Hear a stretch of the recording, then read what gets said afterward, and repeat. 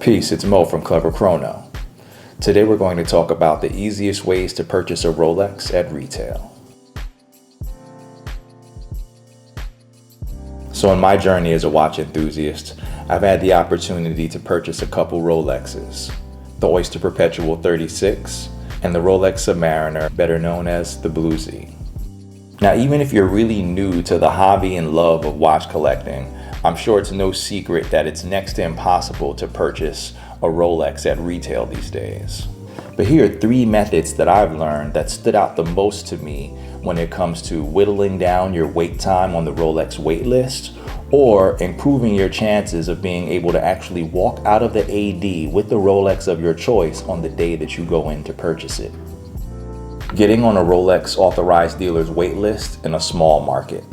So one of the best ways to improve your odds at minimizing the amount of time that you have to spend waiting for your favorite Rolex models at an authorized dealer is to somehow get yourself on the wait list of an AD in a smaller market. And what I mean by a smaller market is a city with a smaller population that has a Rolex authorized dealer.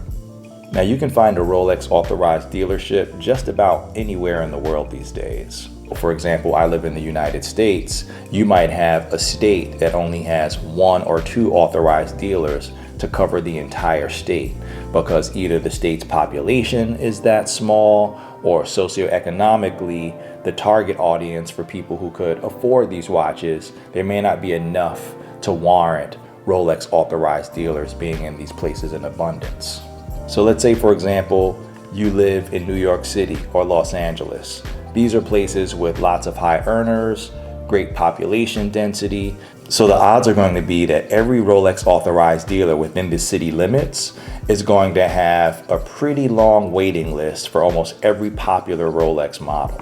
Now let's say you have a friend or family member that lives somewhere in the South or the Midwest or anywhere where there's lower population density than a major city.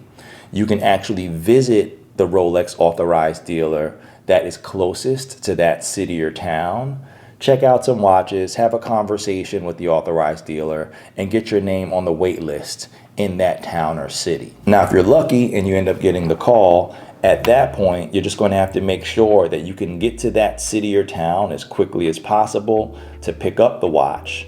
And then when it comes down to giving them your contact information, you're probably going to have to give them the address of your friend or family member in the meantime, just to get out of the store with the watch.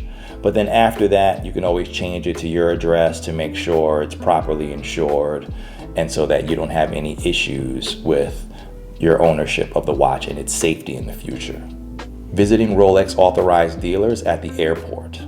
Now, I've gotten firsthand accounts from good friends of mine who are avid travelers that they've gone to Rolex authorized dealers in the airports when they're traveling, especially in places like Europe, and they have seen stock that was available for purchase, not just for exhibition only. Now, I also saw one YouTube video about a year or so ago where a person is traveling somewhere in Europe and they actually go into a Rolex authorized dealer to see if they have any stock for purchase.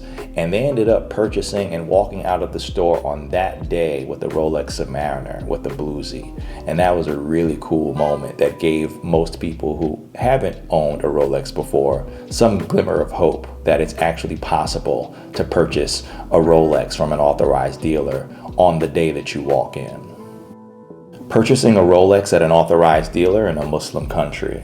In many Muslim countries, Islamic tradition does not allow their adherents to actually wear gold.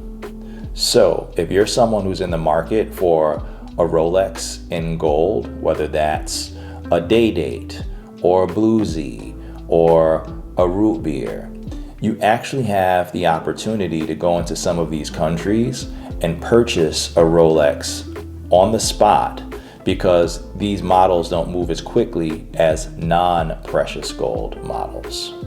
One of these days I'm going to purchase a day date, and sometimes I tell myself that instead of trying with my local AD, I might just make it a big trip and go to a couple Islamic countries and see if I can find one at an AD on the spot there, but who knows, we'll see. So if you've ever used any of the methods that I just outlined to purchase a Rolex quickly or on the spot, please let us know in the comments. I'd love to hear that story. Till next time.